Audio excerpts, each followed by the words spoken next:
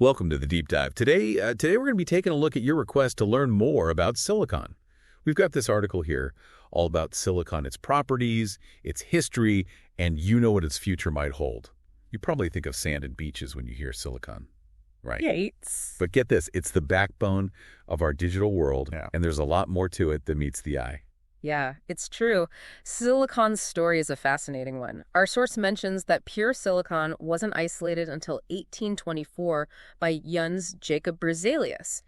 But people have been using silicon compounds like silica since ancient times. Ancient times. So what we're talking, pyramids and Roman aqueducts, what were they using it for back then? Exactly. Think glass making, for instance. Glass is primarily composed of silica, which is a silicon compound. So in a way, silicon has been shaping our world for much longer than we might realize. Okay, that's pretty cool. So fast forward a few centuries and suddenly silicon becomes this tech superstar. Was that all thanks to the semiconductor revolution? You got it. The mid-20th century was a turning point for silicon. It was the development of silicon transistors and integrated circuits that really changed everything. Suddenly, we could make smaller, more powerful electronics, and the world hasn't been the same since. And that's how Silicon Valley got its name, right? Yeah. All those tech companies popping up around this game-changing element. Precisely. But let's dive a little deeper into what makes silicon so special. The article describes it as a metalloid, which sounds pretty sci-fi. What exactly does that mean? Yeah, metalloid. Okay. It's not quite a metal, not quite a non-metal. So which side is it on? That's the fascinating part. It's kind of on both. It bridges the gap between metals and nonmetals, sharing some properties of each. Think of it like this. Metals are great conductors of electricity, while nonmetals are insulators. Silicon, being a metalloid, falls somewhere in between. It can conduct electricity under certain conditions, which is what makes it ideal for things like transistors. So it's like a switch that can be turned on and off, controlling the flow of electricity. That's pretty clever. But if it's so important to electronics, what exactly gives it this ability to be a semiconductor? Is that something to do with its structure? That's exactly it. Silicon's unique properties stem from its atomic arrangement. The article mentions its diamond cubic crystal structure. It's this intricate, lattice-like structure that allows for the controlled flow of electrons, giving it the semiconductor properties that are the heart of modern electronics. Okay, so the way those tiny silicon atoms are arranged is what makes our computers and smartphones possible. That's mind-blowing. It really is. And to really appreciate how this all works, let's talk a bit about silicon's key properties. It has a melting point of 1,414 degrees Celsius, a boiling point of 3,265 degrees Celsius, and a density of 2.33 grams per cubic centimeter. Whoa, those are some serious numbers. I'm guessing those specific properties are important for its various applications. Absolutely. Those properties dictate how silicon behaves in different environments and under different conditions. For example, its high melting point is crucial for its use in electronics, ensuring it can withstand the heat generated by electrical currents. So it's not just about silicon being a semiconductor. It's about it being a semiconductor that can handle the demands of our tech. You've got it. So enough about the technical stuff for a minute. I'm curious about how silicon is actually used in our daily lives. I mean, I know it's in my phone. But what else? I'm guessing there's more to it than just electronics, right? Oh, absolutely. You'd be surprised how much silicon is woven into the fabric of our everyday lives. It's far more than just smartphones and computers. Okay, spill the silicon secrets. Where else can we find this hidden gem? Well, let's start with the more obvious electronics. You mentioned smartphones. Those wouldn't exist without silicon chips. And then there are computers, laptops, tablets, televisions, you name it. They all rely on silicon to process information and run smoothly. All right, so silicon is the brains of the operation. Makes sense. But you said it was more than just electronics, right? What else is this wonder element hiding in? Here's one you might not expect. Construction. Remember we talked about silica being used in glass making? Well, it turns out silicon dioxide, which is essentially silica, is also a primary ingredient in concrete. Wait, seriously? So the buildings we live and work in are partially made of the same stuff that's in my phone? Exactly. It's amazing how versatile silicon is. That's wild. Okay, so silicon is in our electronics, it's in our buildings. Where else might I be running into it? Think about the energy that powers our world. Silicon is a key player in renewable energy through solar panels. Those panels are made up of silicon cells that convert sunlight into electricity. Right, solar panels. I knew silicon was involved there, but I never really thought about how it actually works. So it's basically harnessing the power of the sun. Precisely. And it doesn't stop there. Researchers are exploring the use of silicon in advanced batteries to boost energy storage capacity. This could be a game changer for electric vehicles and renewable energy grids. Okay, so silicon is a construction worker, an energy guru, and a tech whiz. What else can this element do? Don't tell me it's making a cameo appearance in healthcare, too. You're absolutely right. Silicon-based polymers, sometimes called silicones, are widely used in the medical field. They're found in everything from prosthetics and implants to medical tubing and even drug delivery systems. Wow, I had no idea. So it's helping people heal and live better lives, too. That's right. And let's not forget the role of silicon chips in healthcare technology. From miniaturized diagnostic tools to implantable devices that monitor vital signs, silicon is revolutionizing how we approach healthcare. This is incredible. It seems like there's no end to silicon's talents. He's like the Swiss Army knife of the periodic table. It really is. And the most exciting part is that we're only just beginning to scratch the surface of its potential. You know what's remarkable? Even with all its applications, we're still discovering new ways to use silicon. The future of silicon is just as exciting as its past, if not more so. Okay, I'm all ears.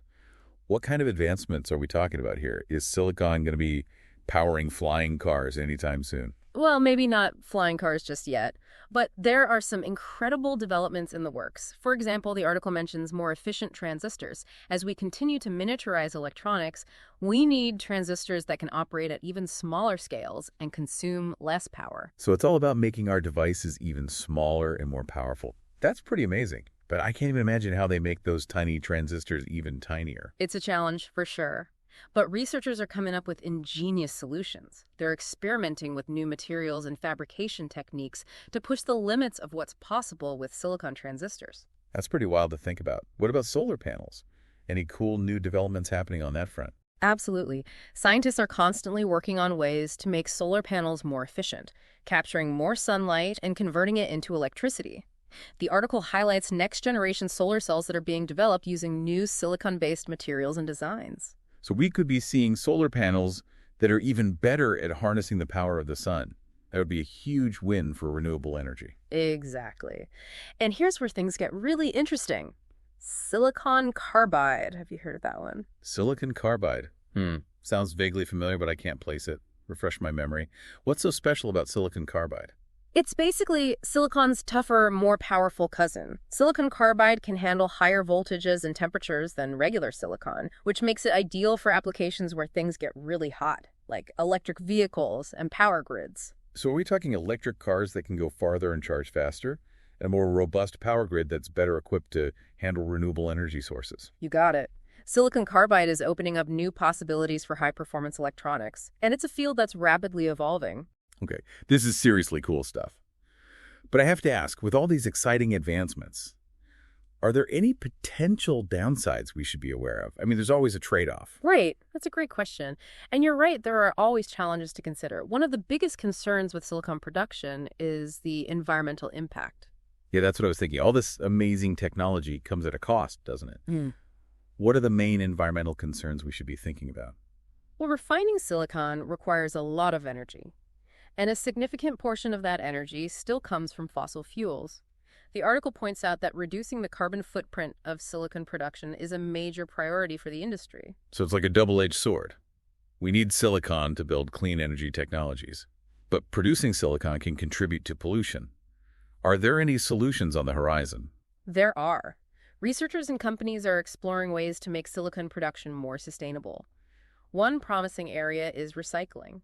Did you know that we can actually recover silicon from electronic waste? Wait, really? So instead of mining new silicon, we can just reuse what we've already got? Exactly. Recycling silicon not only reduces the need for mining, which can be environmentally damaging, but it also helps conserve this valuable resource. That's fantastic. It sounds like a win-win for the environment and for technology. What about solar panels? What's being done to make them more sustainable? The push for greater solar panel efficiency is a key part of that.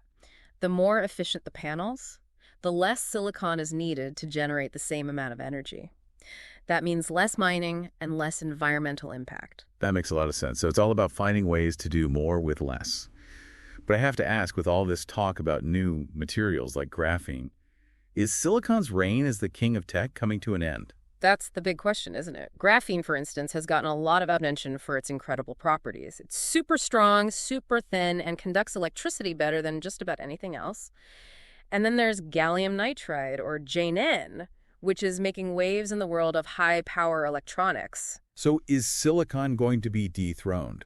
Are these new materials going to take over? It's certainly possible that these materials will play increasingly important roles in the future. But silicon still has a few key advantages. First, it's incredibly abundant. We've already talked about how it's the second most abundant element in the Earth's crust, which means we're not likely to run out of it anytime soon. That's definitely a point in silicon's favor. What else is keeping silicon on top? Cost effectiveness is another big one. Silicon is relatively inexpensive to produce, especially compared to some of these newer, more exotic materials. So it's the reliable, affordable option, even if there are flashier contenders out there. But that doesn't mean we should stop exploring new possibilities, right? Absolutely not. Innovation thrives on competition, and the pursuit of new and better materials is what drives progress.